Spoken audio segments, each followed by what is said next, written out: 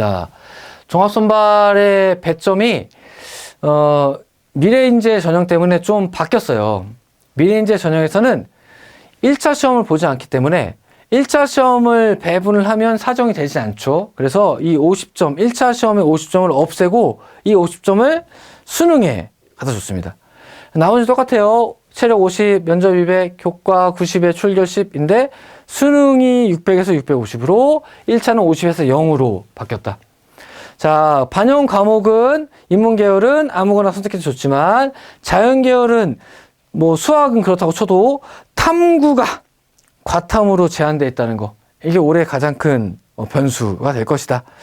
이과에 게다가 과학탐구에서 사탐으로 런한 친구들이 많이 있다 보니까 나중에 과학탐구로 남아있는 인원수가 예년보다는 좀 적을 것이고 이과의 정시 경쟁률, 종합선발 경쟁률이 조금 하락할 수 있는 요인이 될 수 있다. 자, 수능 성적의 반영은 이것도 특이하게 표준 점수를 그대로 반영하는 것이 아니라 200점 만점에 100분위 같이 환산하는 거예요. 그래서 또 뭘로 나누냐? 전국 최고 표준 점수로 나눠요. 이러다 보니까 표준 점수가 높은 과목, 즉 어려운 과목이라고 해서 무조건 그걸 잘 보는 게 유리한 게 아니라는 거죠. 그렇죠? 실제로 우리가 입시에서 영향을 보면 우리가 항상 수학의 표준 점수가 높으니까 수학을 잘 보면 무조건 유리할 거라고 생각하는데 육사의 경우는 뭐 국어를 잘 보는 친구들이 항상 유리하게 나와요. 그게 왜 그러냐? 왜?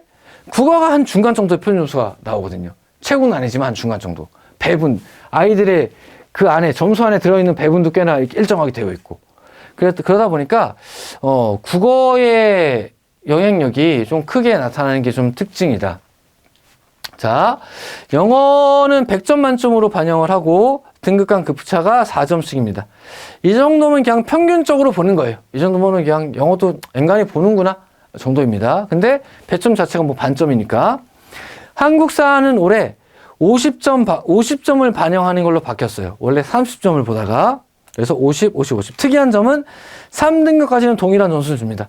그렇다는 얘기는 사실 한국사는 별로 보고 싶지 않아. 이건 기본점으로 줄래. 이런 얘기죠. 기본점이 30에서 50으로 늘었다.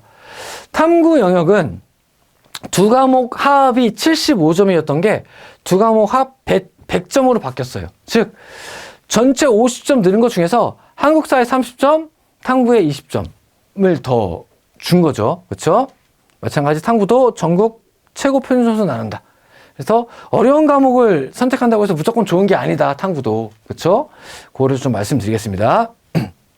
자, 그래서 올해의 변화들을 다시 한번 정리해보면 1차 시험을 반응하지 않으면서 50점이 0점으로 수능 반영이 600에서 650점으로 확대됐고 한국사가 20점 늘었고 탐구에서 30점이 늘어서 이렇게 반영 비율이 좀 바뀌어 있다라는 걸 확인할 수 있습니다. 자, 각 학교별 종합선발 한번 비교해 보겠습니다. 자, 육사 15%, 회사 20, 공사 20, 간사 40. 물론 모든 사관학교에서 우선 선발에서 확충되지 않으면 그 친구들이 종합선발로 내려와요. 그래서 20보다는 조금 더 많았겠죠. 하지만 육사는 올해 미래 국방인재 전형이 생기면서 그리고 또 수능 최저 등급이 좀 높다 보니까 15%라고 해놨지만 사실은 2월 된 인원수가 좀 많이 있을 것이다. 이렇게 예측이 된다. 그래서 예년보다 많이 격차가 나진 않을 것이다. 이렇게 판단하는 게 좋겠다라는 생각이 들고 전체 보면 이렇게 대부분 다 수능으로 판가름 나요. 수능 650, 700 정도. 공사만 특이하게 오히려 2차의 성적을 더 많이 반영합니다. 면접이 450인데 수능이 400. 그렇죠? 공사는 얼마큼 지금 면접을 중시하는지 여기서 드러나죠. 근데 육사는 성적도 많이 보고 싶어 해요. 650점. 자, 각 학교별 수능의 배점을 비교해 본다면, 자, 총점이라는데, 자, 한국사, 육사 회사 많이 보지만, 사실, 육사는 한국사 많이 보지 않아요. 3등급까지 다 50점이에요. 국어, 수학을 제일 많이 보고, 영어의 반영 비율이 중요한데, 영어 100점. 다른 학교는 200점씩 보는 학교 있네요. 해사나 국간사는 영어 시험이 3등급이 되는 순간 진짜 종합선발 합격이 진짜 어려울 정도로 영어의 반영 비율이 꽤나 높아요. 하지만 육사나 공사는 그런 정도는 아니다. 육사에서는 국어를 잘 보는 게 제일 중요하게 영향을 미치더라. 다만 올해 탐구의 반영 비율이 100으로 늘었어요. 그렇죠? 사관학교 지망생들이 국영수를 좀 많이 파다 보니까 탐구의 성적이 좋지 마지막까지 가도 그렇게 썩 좋게 나오지 않는 경우들이 많거든요. 근데 내가 탐구에 강점이 있다면 오히려 여기서 변별을 낼 수 있는 요인이 되겠죠, 탐구가. 근데 거기다 또 배점까지 들어있으니까 그런 면에서 또 좀 탐구가 중요하다라고 볼 수 있겠네요. 육사를 비롯한 사관학교에서. 자, 이렇게 학교별로 수능 배점이 어떻게 다른지까지도 한번 비교를 해봤습니다. 자, 영어의 반영을 좀 더 세부적으로 뜯어보면, 자, 육사는 4점 떨어지는데 해사는 뭐 20점씩 떨어지고 공사도 10점, 20점 이렇게 떨어져요. 국간사도. 즉, 해사와 국간사는 영어 시험이 2등급 이하면 붙지 못한다. 육사와 공사는 그 정도는 아니다. 다만 그래도 그 중에서도 육사는 공사보다 조금 더 본다. 이런 정도. 자, 한국사 반영은 자, 3등까지 똑같아요. 50점. 해사가 제일 많이 봐요. 50, 45, 40, 5씩 떨어지는데 공사나 국간사, 공사는 10점에 1점씩. 국간사는 30점 반영하지만 급간이 1.5점. 그래서 크게 많이 보고 싶지 않아 하는 거죠. 해산을 제외한 나머지들은 한국사에서 그렇게 변별력을 크게 두고 있지 않다. 이렇게 한번 정리해 보면 될 것 같습니다.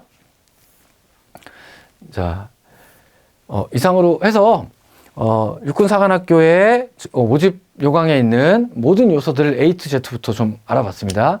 특히나 올해 미래국방인재 전형이 신설됨으로써 여러 가지 요인들이 조금씩 바뀌어 있는데 이런 것들 잘 확인해 보시고 미래국방인재 전형이 미칠 수 있는 영향 같은 것들, 특히나 내가 미래국방인재 전형을 쓰는 게 유리한지 아니면 일반 학교장 쓰는 게 유리한지 이런 것들을 좀 잘 판단해 보시고 전략적으로 입시에 접근할 수 있는 그런 계기가 됐다라고 하면 보람찰 것 같습니다.